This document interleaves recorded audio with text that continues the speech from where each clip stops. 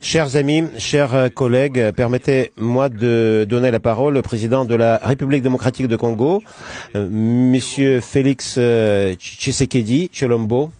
Je vous en prie, Monsieur le Président. Monsieur le Président de la Fédération de Russie, Monsieur le Président de la République arabe d'Égypte, coprésident du présent forum, Majesté, Messieurs les chefs d'État et de gouvernement, Monsieur le Président de la Commission de l'Union africaine, Mesdames et Messieurs les représentants des organisations régionales africaines, Mesdames et Messieurs, je voudrais tout d'abord vous exprimer, Monsieur le Président de la Fédération de Russie, et à travers vous, au gouvernement et au peuple russe, notre sincère gratitude pour l'accueil chaleureux qui nous a été réservé depuis notre arrivée sur le sol ami de la Russie. Je salue particulièrement mon frère, le président de la République arabe d'Égypte, M. Abdel Fattah al-Sisi, co-président de ce sommet. Le choix porté sur la charmante ville de Sochi pour abriter le présent forum économique Russie-Afrique me semble particulièrement judicieux pour réfléchir sur les orientations nouvelles et fortes dans les relations économiques entre la Russie et l'Afrique. Je n'ai aucun doute que nos échanges de Sochi aboutiront à la promotion d'un partenariat Russie-Afrique mutuellement avantageux.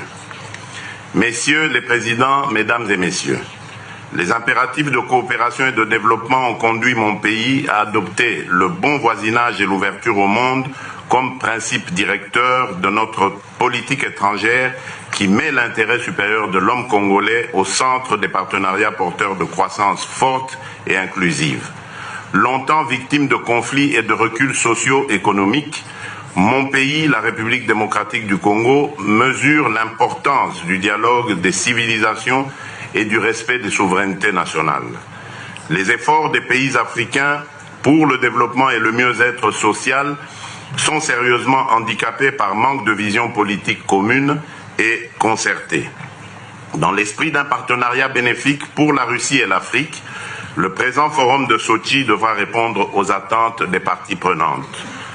Messieurs les présidents, Mesdames et Messieurs, du fait de sa population, sa superficie, son écosystème, ses ressources du sol et du sous-sol et de son potentiel hydroélectrique, la République démocratique du Congo, qui partage ses frontières avec 9 pays, demeure un maillon important dans le développement de l'Afrique.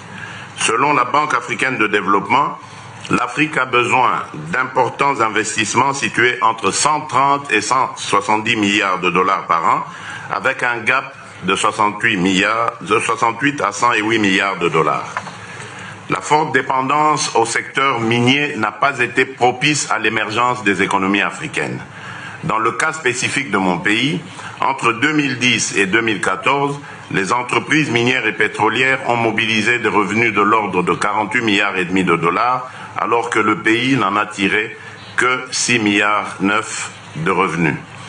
Les multinationales investissent continuellement en République démocratique du Congo, comme dans les autres pays africains à haut potentiel minier. Il est cependant surprenant de constater qu'elles sont peu sensibles aux sirènes entretenues par les médias dominants à l'échelle mondiale, qui dépeignent le continent comme le réservoir de tous les malheurs, la zone rouge de tous les investisseurs. Cet afro-pessimisme médiatique à géométrie variable constitue une injustice qui devrait cesser. Mesdames et Messieurs, le modèle de développement durable que j'ai choisi consacre le primat de l'agriculture sur les mines. Avec ses 120 millions d'hectares de terres arables, le lac Tanganyika, le plus poissonneux et le deuxième lac au monde par le volume et la profondeur après le lac Baïkal, mon pays peut atteindre l'autosuffisance alimentaire et nourrir 2 milliards de personnes en résorbant ainsi 2 fois le déficit alimentaire mondial. Le chemin qui mène de la pauvreté au bien-être a été balisé par les agendas 2030 des Nations Unies et 2063 de l'Union africaine, auxquels s'ajoute le lancement de la zone de libre-échange continentale africaine, pour lesquels l'Afrique sollicite l'accompagnement de la communauté internationale en général et de la Russie en particulier. Dans ce contexte, l'Afrique entend demeurer en dehors des rivalités des grandes puissances. Partisan d'un nouvel ordre politique, d'un nouvel ordre mondial plus équilibré et plus inclusif, je m'associe à la volonté exprimée pour demander que la Russie réintègre le G7. Messieurs les présidents, mesdames et messieurs, pour terminer, je considère que ces assises de Sotchi ne seront un succès que dans la mesure où la mise en œuvre de leurs résolutions permettra notamment l'installation des usines locales de transformation dans les secteurs des industries extractives et de l'agroalimentaire, le transfert des technologies, la modernisation des infrastructures et l'accessibilité aux financements innovants des investissements. Je vous remercie de votre bienveillante attention.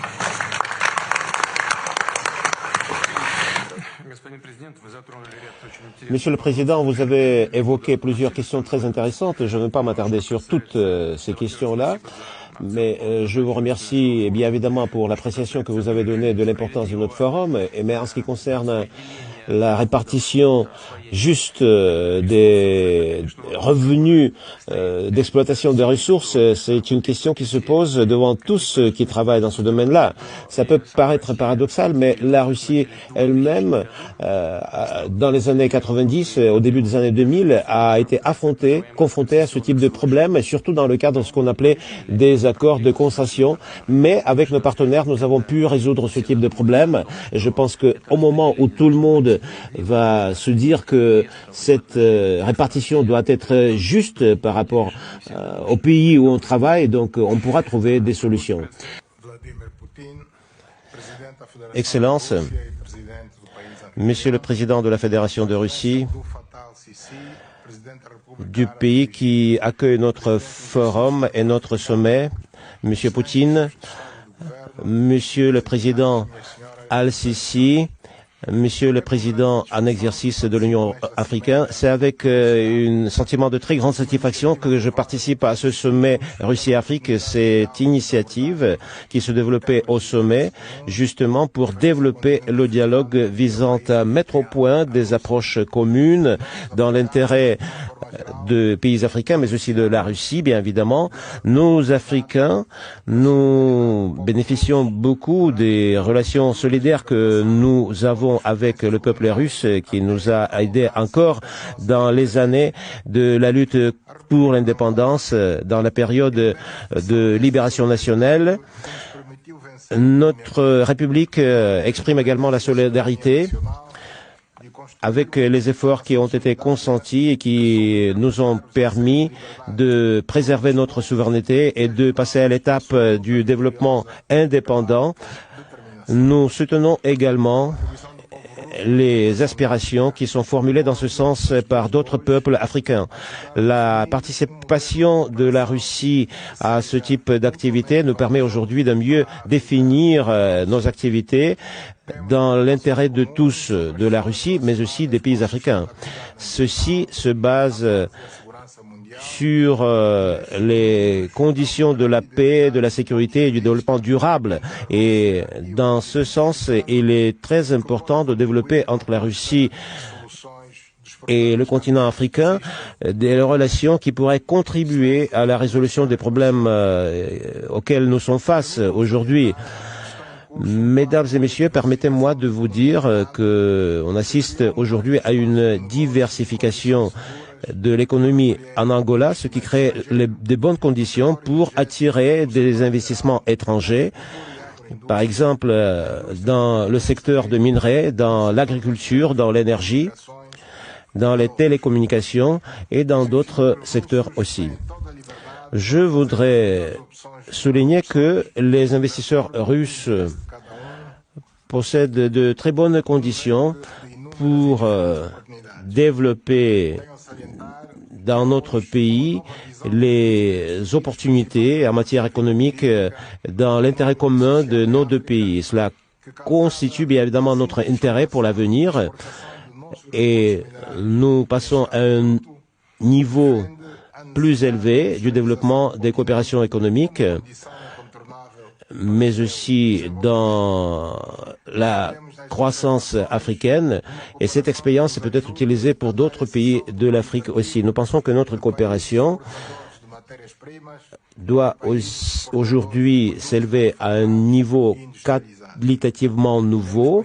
Il s'agit aussi de passer au développement des secteurs de transformation et de passer à la production des marchandises transformées, ce qui correspond bien évidemment aux intérêts de la population de nos pays africains. Il est nécessaire que nos pays deviennent des acteurs importants sur la scène internationale et je voudrais une fois de plus souligner le rôle de la Russie qui est très important en matière de formation des cadres pour notre pays, pour l'Angola notamment. Nous voudrions appeler la Russie à poursuivre cette pratique et nous remercions la Russie pour la contribution qui est la sienne dans la formation de cadres et qui bien évidemment nous permet de développer des contacts en matière de coopération économique. Le monde connaît aujourd'hui une révolution numérique et le continent africain ne peut pas être en dehors de ce processus.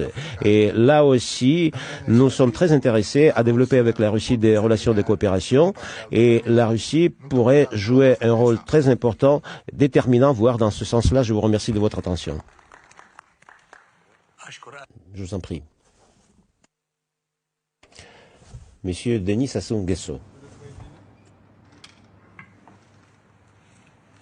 Monsieur le Président de la Fédération de Russie, Monsieur le Président de la République arabe d'Égypte, Président en exercice de l'Union africaine, Majesté, Mesdames et Messieurs les chefs d'État et de gouvernement, Monsieur le Président de la Commission de l'Union africaine, je voudrais à cette occasion solennelle adresser nos remerciements les plus chaleureux au président Vladimir Poutine pour l'initiative de ce sommet Russie-Afrique et pour les soins qui nous sont réservés depuis notre arrivée au bord de la mer Noire dans cette belle ville de Sochi. Comme l'indique l'agenda 2063 de l'Union africaine, l'Afrique est bel et bien un espace d'avenir avec une population jeune et des ressources naturelles abondantes. Le lancement récent de la zone de libre-échange continentale africaine participe de notre vision de faire de l'Afrique une terre de prospérité partagée. Sur le continent, des projets intégrateurs sont nécessaires dans les domaines prioritaires tels que l'énergie, les infrastructures de transport et de télécommunications. Cependant, devant leur complexité, les coûts élevés, aucun pays ne peut réaliser tout seul ces projets intégrateurs. Ici est donc d'accélérer l'intégration des États par des grands ensembles régionaux et des réponses inclusives basées sur des ambitions communes. En cela, les coûts seront plus soutenables à partir des facilités de financement concessionnelles remboursables sur le long terme. C'est ici l'occasion de rassurer tous nos partenaires que la préservation de la paix et de la stabilité sur l'ensemble du continent demeure notre credo essentiel. Le souhait est de voir la mise en œuvre sur le sol africain des projets phares et emblématiques à l'effet de marquer la volonté conjointe de la Russie et de l'Afrique de cheminer à l'unisson vers un meilleur essor. Mesdames et Messieurs les chefs d'État et de gouvernement, pour mon pays, je réitère la ferme intention de construire, avec le concours de la Russie, un oléoduc d'environ 1000 km pour l'approvisionnement en produits pétroliers et gaziers de la République du Congo et des pays voisins. L'amélioration du climat des affaires constitue aussi l'une de nos priorités majeures, avec des avantages fiscalo-douaniers attractifs. 4 zones économiques spéciales sont prévues pour la diversification de l'économie nationale. Le sous-sol de mon pays regorge de polymétaux, de phosphate, de potasse, de fer, de gaz et de pétrole. Le réseau hydrographique offre des sites d'hydroélectricité à vocation continentale. Le bassin du Congo constitue aussi le deuxième poumon vert de la planète, ce qui en fait un maillon essentiel en matière de protection de l'environnement et de préservation des écosystèmes. J'en appelle à un soutien en faveur du Fonds bleu pour le bassin du Congo, outil au service de l'humanité en termes de régulation climatique. Monsieur le Président de la Fédération de Russie, les peuples africains ne remercieront jamais assez le peuple russe pour l'appui déterminant qu'il a apporté au mouvement de libération de leur continent et à sa décolonisation complète. Au moment où s'ouvre cette nouvelle page entre la Russie et l'Afrique, une espérance très forte s'empare du 1,3 milliard de citoyens africains qui accueillent ce nouvel élan de coopération avec optimisme et ferveur. Vive la coopération russo-africaine. Je vous remercie.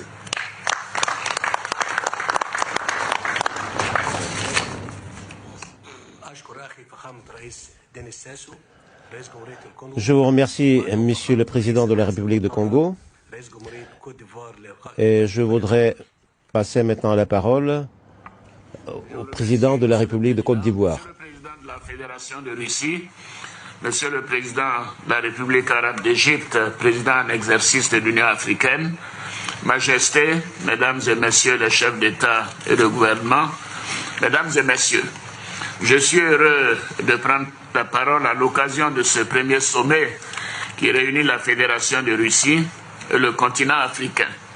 Je remercie le président Vladimir Poutine pour l'accueil chaleureux qui nous a été réservé à l'occasion de cette visite qui constitue la toute première d'un chef d'État ivoirien en Russie.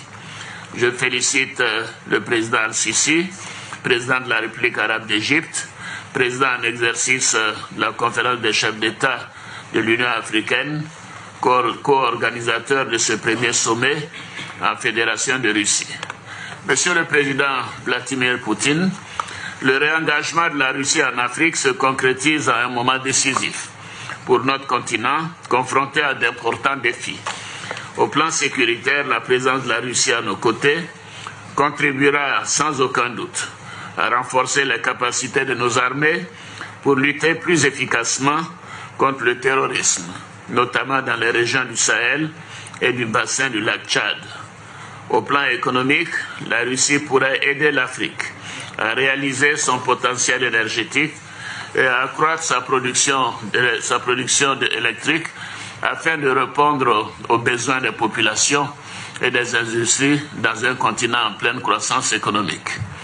Majesté, Monsieur le Président, l'importance des relations économiques et la constante augmentation du volume des échanges entre l'Afrique et la Russie, estimé à plus de 20 milliards de dollars US 2018, augure d'un partenariat solide.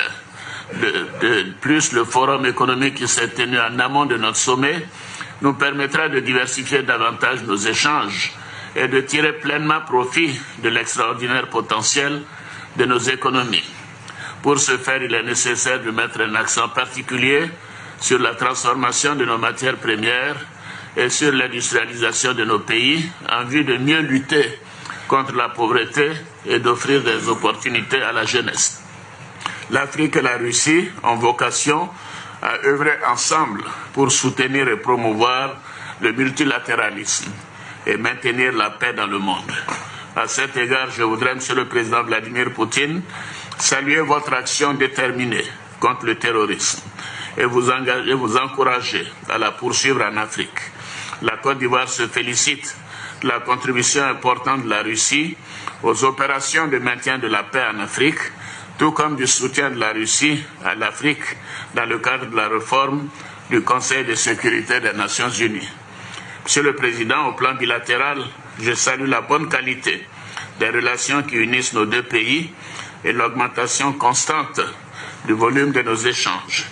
J'invite le secteur privé et les entreprises russes à profiter de nombreuses réformes que nous avons entreprises pour améliorer l'environnement des affaires en venant investir en Côte d'Ivoire, notamment dans l'agro-industrie, l'énergie, les mines et les infrastructures de transport.